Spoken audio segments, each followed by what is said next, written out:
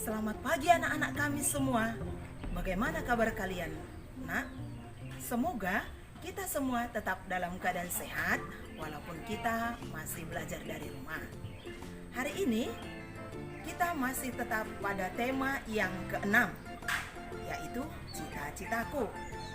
Nah, sekarang kita masuki subtema yang ketiga, yaitu giat berusaha meraih cita-cita. Adapun muatan pembelajaran kita hari ini, yang pertama bahasa Indonesia, yang kedua IPA, dan yang ketiga matematika. Mari kita tetap semangat belajar walaupun dari rumah ya nak.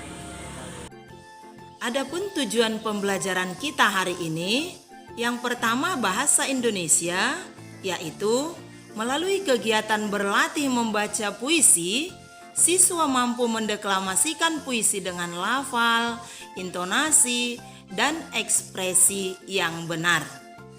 Dan untuk IPA, melalui kegiatan membuat poster, siswa mengetahui pentingnya pelestarian makhluk hidup bagi lingkungan sekitar dengan tepat.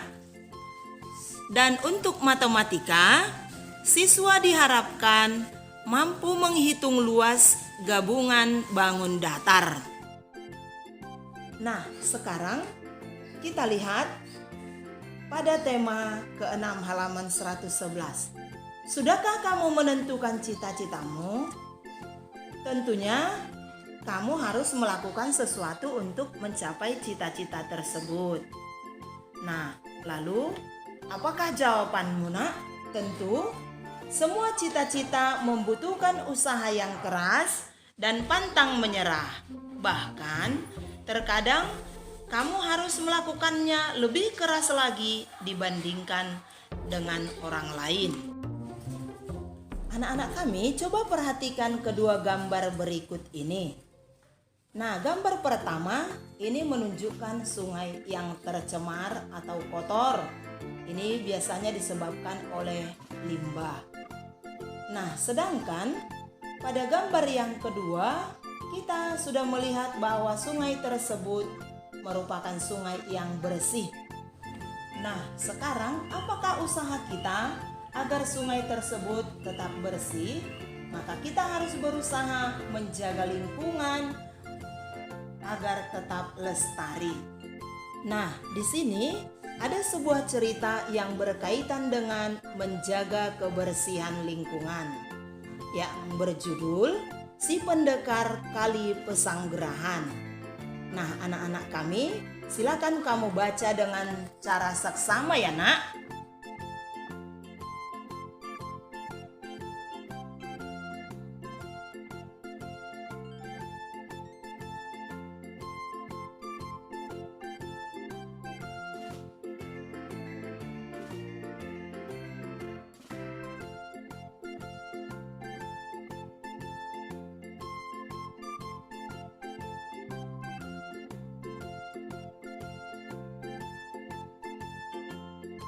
Deklamasi adalah salah satu cara membacakan puisi tanpa menggunakan teks puisi. Nah, biasanya orang yang mendeklamasikan puisi harus menghafalnya terlebih dahulu. Jadi, saat membaca puisi, biasanya kita memerlukan sedikit waktu untuk mengambil napas. Nah, waktu untuk mengambil napas itulah yang disebut dengan jeda. Jadi, jeda diperlukan saat kita membaca puisi. Untuk itu, kita memerlukan tanda jeda sebagai penanda waktu yang tepat untuk berhenti saat membaca puisi. Ada beberapa tanda jeda pada saat membaca puisi. Yang pertama, garis miring 1, yang artinya berhenti sesaat untuk bernapas. Fungsinya tanda jeda ini adalah hampir sama seperti fungsi tanda koma. Yang kedua, tanda garis miring 2, yang artinya tanda berhenti agak lama. Fungsi tanda ini juga hampir sama dengan fungsi tanda titik. Nah, biasanya tanda jeda ini digunakan di baris akhir pada satu bait. Yang ketiga, tanda garis miring 3 artinya berhenti lama sekali. Tanda jeda ini biasanya digunakan pada akhir puisi. Berikut ini ada sebuah puisi untuk para pelestari lingkungan Indonesia. Nah, jadi silakan kamu perhatikan penggunaan tanda jeda berikut. Perhatikan, Ibu bacakan. Penjaga alamku, karya De Caritas.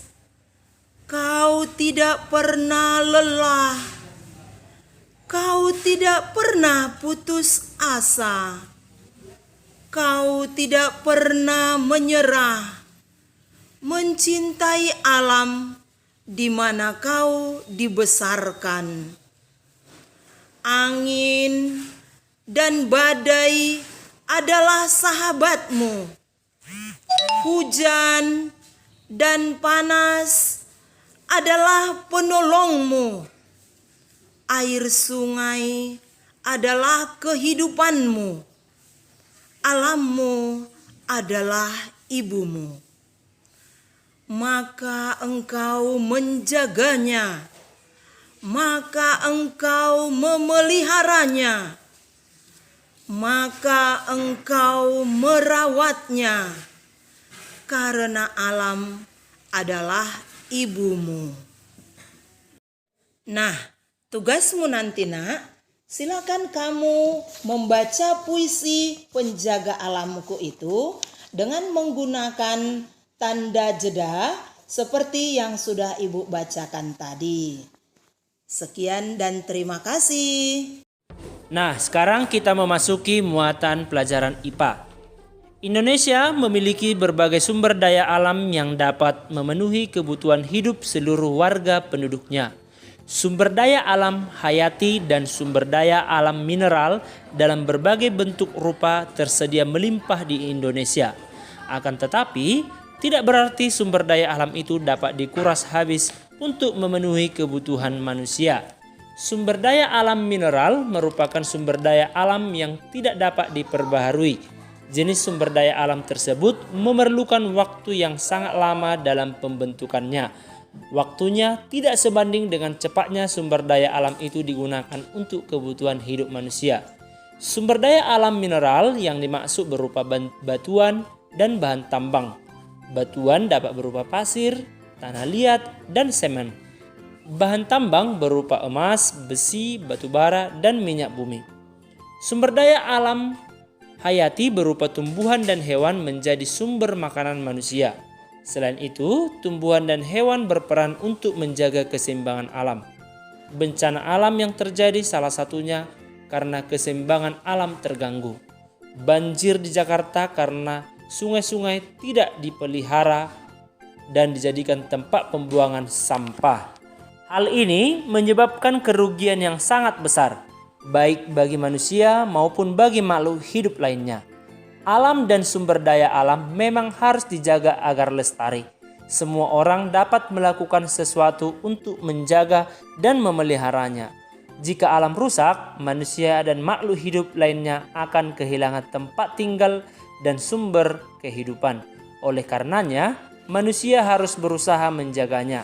Salah satunya adalah dengan mengkampanyekan usaha sederhana memelihara lingkungan melalui poster. Berikut beberapa contoh poster untuk menjaga lingkungan sekitar. Contohnya, jangan lupa buang sampah pada tempatnya. Atau, bumiku adalah rumahku. Nah, sekarang kita masuki muatan matematika. Pokok bahasan kita yaitu luas gabungan. Luas gabungan yaitu luas daerah dari beberapa bangun datar. Nah, di sini ada beberapa bangun datar di sini. Seperti yang pertama, ini adalah contohnya bangun datarnya. Diagonal yang ini panjangnya 20 cm, sedangkan diagonal yang ini panjangnya 16 cm. Baik, ada beberapa cara atau alternatif dalam mencari luas gabungan dari beberapa bangun datar. Yang salah satunya, satu caranya dengan menghitung luas segitiga yang di atas atau menghitung segitiga yang di bawah. Nah, kita mulai. Adapun rumus luas segitiga yaitu luas sama dengan alas kali tinggi bagi 2. Nah, anak didik kami sekalian, kita harus tahu dulu mana alas dan mana tinggi. Nah, di sini saya akan menggunakan segitiga yang di atas, yang dimana segitiga itu yang akan saya arsir di sini. Nah, perhatikan, kita masukkan ke dalam rumus tadi. Rumusnya luas pertama sama dengan alasnya yaitu 20 cm dikali tingginya tadi, tinggi yang diagonal ini adalah 16. Jadi 16 dibagi 2, maka jawabnya 8 cm. Maka per 2. Nah, 20 dibagi 2 yaitu 10. Lalu 10 dikali 8 sama dengan 80 cm persegi. Kemudian yang kedua, luas bangun kedua. Nah, kita perhatikan segitiga yang di bawah ini. Segitiga yang di bawah ini memiliki bentuk dan ukuran yang sama. Seperti yang saya arsir ini ya, yang segitiga yang di bawah. Nah, ini sama bentuknya dengan yang di atas. Karena ukurannya sama, maka luasnya pun sama. Jadi luas bangun datar yang kedua yaitu 80 cm. Kemudian berikutnya kita jumlahkan kedua luas bangun datar tersebut. Yaitu luas sama dengan luas bangun datar yang pertama tambah luas bangun datar yang kedua. Sama dengan 80 cm persegi ditambah 80 cm persegi sama dengan 160 cm persegi. Yang kedua, nah ini adalah bangun datar campuran yang bisa kita buat ke dalam beberapa bangun datar. Baik, yang pertama saya akan arsir yang ini, bangun datar yang ini. Ini sampai ke sini yaitu 6 cm, sedangkan tingginya yaitu 8 cm. Jadi bangun datar yang sebelah kiri juga sama halnya, bentuk dan ukurannya sama. Jadi saya gariskan, saya buat garis putus-putus. Kemudian saya arsir di mana panjang dan ukurannya juga sama. Seperti alasnya tadi 6 cm. Jadi panjangnya ini ke sini yaitu 26 cm. Jadi 20 dikurang 6 sama dengan 14 cm. Jadi panjangnya 14 cm. Sama halnya juga yang di atas 14 cm. Jadi sekarang bangun datar tersebut terdapat 3 jenis bangun datar. Yang pertama tadi bangun datar segitiga. Alas bangun datar ini yaitu 6 cm, sementara tingginya 8 cm. Luas bangun datar yang pertama, karena ini segitiga, alas dikali tinggi bagi 2. Sama dengan alasnya 6 cm, kali tingginya 8 cm, bagi 2. 8 dibagi 2 sama dengan 4. 6 dikali 4 sama dengan 24 cm persegi. Jadi sekarang ini juga karena sama dia. Jadi luas bangun datar yang ketiga sama dengan luas bangun datar yang pertama. Sama dengan 24 cm persegi. Nah sekarang kita perhatikan bangun datar yang ketiga yaitu yang saya arsir ini. Yang saya arsir ini bangun datarnya jenisnya persegi panjang. Nah, di mana ini panjangnya? Sekarang kita cari luas bangun datar yang kedua ini dengan rumusnya panjang kali lebar karena dia persegi panjang. Sama dengan panjangnya 14 cm dikali lebarnya 8 cm. Sama dengan 14 dikali 8 cm sama dengan 4 dikali 8 sama dengan 32. Kita simpan 3-nya. 1 kali 8 sama dengan 8 ditambah 3 sama dengan 112 cm. Sehingga luas gabungan sama dengan luas bangunan 1 ditambah luas bangunan 2 ditambah luas bangunan 3 sama dengan 24 ditambah 112 cm ditambah 24 cm sama dengan 160 cm persegi. Mudah bukan?